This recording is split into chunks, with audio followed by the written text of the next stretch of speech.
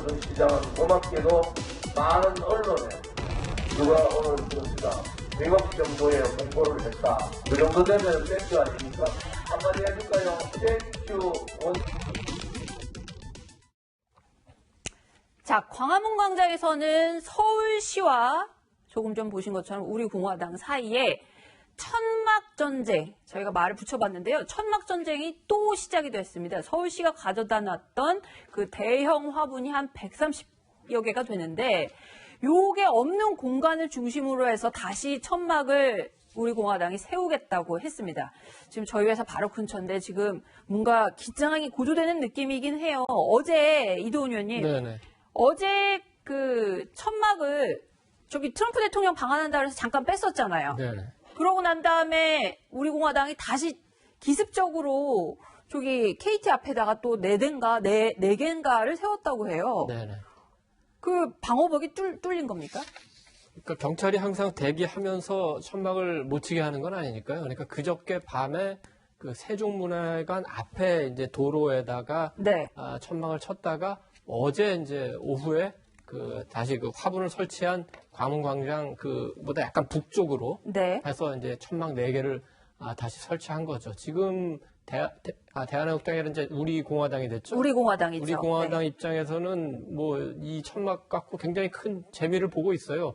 저게 아니었으면 뭐 대한민국당이 우리 공화당으로 바뀐 거를 몇 명이나 알고 있겠습니까? 그래서 어떻게 보면은 우리 공화당의 홍보에 그 박원순 시장이 굉장히 그 큰 역할을 해주시는 것 같기도 하고 네. 반대로 생각하면은 여권에서는 일부러라도 우리 공화당을 좀 띄워줄 필요가 있는데 저 천막 핑계로 해서 띄워주는데 아주 좋은 기회가 된 것 같기도 합니다. 왜냐하면은 네. 보수 진영을 분열시키려면은 우리 공화당을 띄워야 되는데 아무튼 천막 사건 때문에 여러 가지로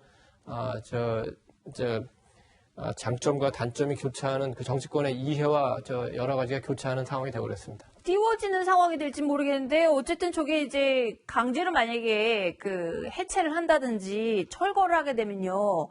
최 교수님 이게 네. 경찰이라든지 물리적인 충돌이 벌어지면 부상자도 속출하고 할 텐데 네. 또 그런 일이 벌어질까 또 걱정하는 분들도 있어요. 그러니까 지금 상황에서 뭐 서울시 입장에서는 또 행정 대집행을 하겠다는 거 아니겠습니까? 네. 대북당 이제 다시 보내고.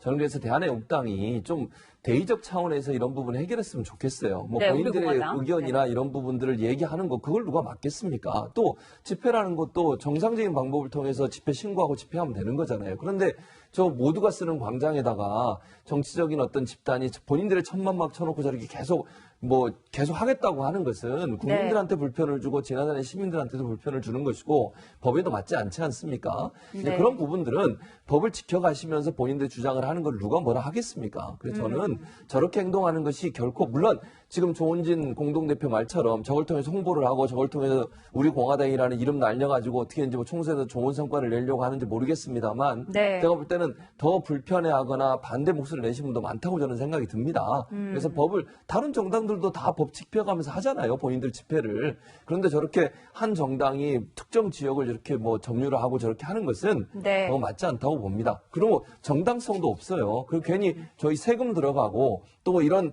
논란이 되면 결국 불편을 겪는 분도 시민들이니 좀 잘 법을 지켜가시면서 본인들 주장을 했으면 좋겠다는 생각이 듭니다. 네. 철거를 하는 데는 또 돈이 들어갑니다. 그래서 서울시 박원순 시장 같은 경우에는요. 당대표인 그 조원진 의원의 월급을 가압류해서라도 내가 철거 비용까지 다 받아야 되겠다. 거의 뭐 이제 정말 그 바닥까지 가는 그런 그 충돌 양상인 것 같은데요. 박 시장 얘기를 한번 직접 들어보겠습니다.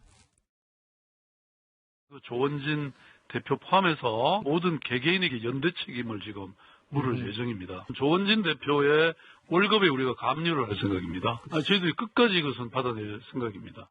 거기에 대해서는 어떻게 생각하세요? 코미디 같은 얘기 하고 있는 거예요. 아니 서울시장이 잘못하면 그럼 그 손해배상은 서울시장이 다 냅니까?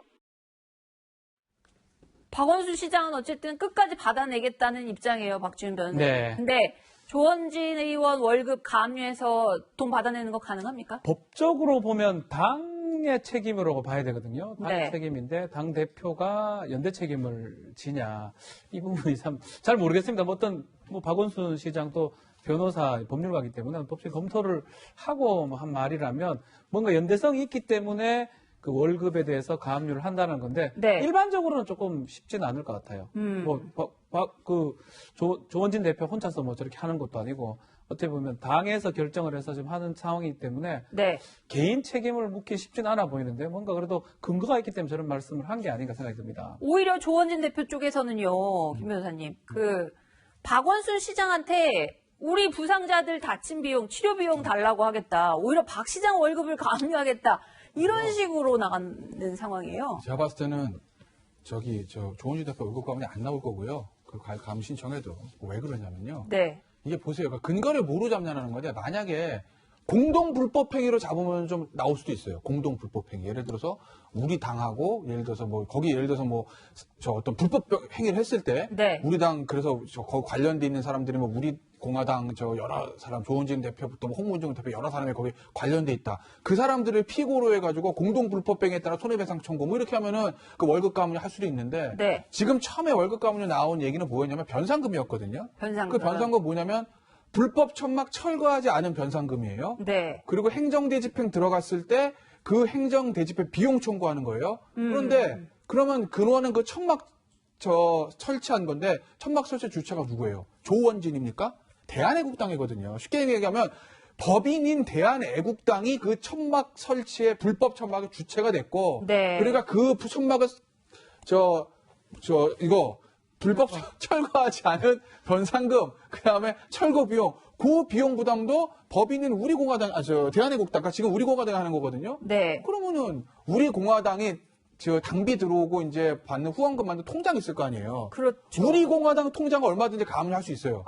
근데 조원진 대표 월급 가압류는요. 아까 제가 말씀드린 대로 무슨 뭐 공동 불법 이런 구상하지 않는 이상 그 변호사비만 쓰세요. 그러니까 안 나와요. 법은. 근데 이제 이 광화문 광장에 왜 저렇게 서울시하고 몸싸움까지 벌여가면서 도대체 왜 저렇게 천막을 계속 치면서 저렇게까지 하면서 우리 공화당이 하고 싶은 얘기가 도대체 뭐고 정치적인 목적이 뭐라고 봐야 됩니까, 이동현 의원님? 그러니까 대한애국당은 일찌감치 박근혜 대통령의 그 정치적 그 억울함을 해소해주고 그 영향력을 유지하겠다 이런 생각으로 그 정치를 하는 것 같습니다. 그래서 네. 최근에 이제 홍문종 그 의원이 입당을 했죠. 그렇죠. 그리고 예. 지금 최근에 많은 영입 얘기도 나오는데. 한국당 내에서 갈 분들은 없는 것 같고 아마 지금 그 무소속으로 있는 이제 서청원 의원이나 이정현 의원 이런 분들이 이제 합류할 가능성이 있고 그러면은 네 분이 영남, 수도권, 충청, 호남을 맡아서 영입을 더해서 차츰 이제 전국 정당화를 한다. 이런 대체적인 구상을 갖고 이제 정치 활동을 하는 것 같습니다. 네. 보수 세력 전체로 보면은 그 한국당하고 바른미래당 내에 있는 바른정당 의원들. 그다음에 지금 우리 공화당 그리고 우리 공화당과 관계없는 이른바 태극기 세력이 있습니다. 주로 네. 종교나 이제 군 출신 분들이 관계하는데 이 큰 네 개의 집단을 이제 통합하는 걸 목표로 하는데 지금 우리 공화당까지 할 수 있을지는 좀 불투명합니다. 왜냐하면 네. 박근혜 대통령은 한국당에 대해서 굉장히 안 좋은 감정을 갖고 있다는 그 얘기도 있어요. 근데 지금 우리 공화당은 자기 당으로서 자기의 정치를 하는 거는 옳습니다만 네. 박근혜 전 대통령이 다시 정치를 한다고 할 때 예. 우리가 TK 지역만 보더라도 박근혜 대통령에 대한 어떤 그 애처로움이나 안타까움은 있겠지만 네. 박 전 대통령이 또 다시 정치적 활동을 할 때 그걸 TK 유권자들이 지지하느냐 이거는 별개의 문제고 그거에 대한 많은 논의가 있는 것 같습니다. 그리고 우리 공화당 분들 자기의 의지에 따라서 정치하는 건 자유지만 네. 많은 국민들이 보기에 예. 박근혜 전 대통령을 자꾸 끌어들여서 하면은 네. 좀 심한 말로 박근혜 전 대통령의 치맛자락을 잡고 정치적 생명을 유지해 보려는 거 아니냐 이런 비판을 많이 듣게 되지 않을까 그렇게 우려가 됩니다. 네. 실제로 지금 이동훈 의원님 말씀하신 대로요. 우리 공화당에서는 박근혜 전 대통령과의 연관성 깊이 옥중 메시지까지 갖고 있다 이런 식으로 많은 메시지들을 내놓고 있습니다. 홍문종 대표의 얘기를 한번 직접 들어보겠습니다. 또 저희가 하는 일을 예의주시하고 계시고요. 저는 여태까지 정치를 하면서 박근혜 대통령과 정치를 시작한 이래 대통령과 정치적인 중요한 문제를 상의하지 않은 적이 없다. 저희 당의 당원 1호가 우리 박근혜 대통령 아니겠습니까? 저희들의 사사로운 이익을 위해서 대통령의 이름을 달지 않습니다. 다만 박근혜 대통령의 이름에 누가 되지 않도록 해야 되겠다는 생각.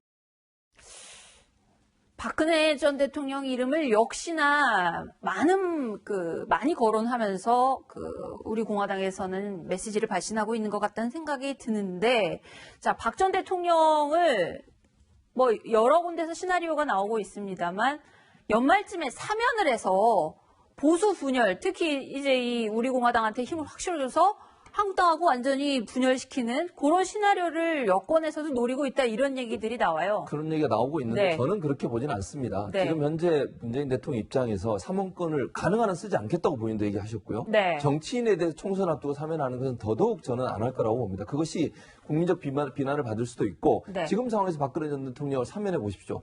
물론 이제 대법원 판결까지 나야 되는 그런 문제도 있고 시간적 문제도 네. 빨리 해서 대법원 판결이 빨리 난다 하더라도 그렇다 하더라도 당장 사면을 하는 것은 어려울 거라고 저는 보고 네. 총선 전에 그런 일이 날 가능성은 저는 거의 없다고 봅니다. 100%라고 제가 말씀을 드릴 수 없겠습니다만 네. 99% 그렇다고 보고 대한애국당이 저렇게 하는 행동은 예전에 18대 총선에서 공천학살 당하고 친박연대 만들어가지고 한번 성공한 적 있잖아요. 네. 그 향수를 생각하는 것 같아요. 지금은 상황이 달라요. 그때하고.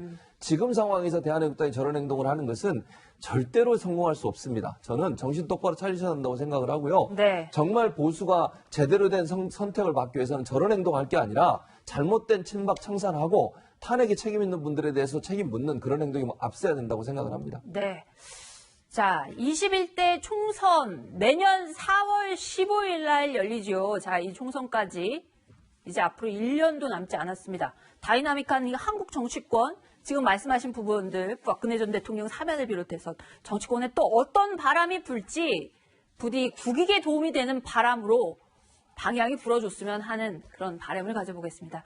다음은 썬데이 뉴스쇼의 마지막 코너입니다. 김지환 기자의 이것은. 일본의 경제 보복 때문에 발등에 불 떨어진 우리 산업계와 정부 어떤 대책을 세우고 있는지 따져보겠습니다.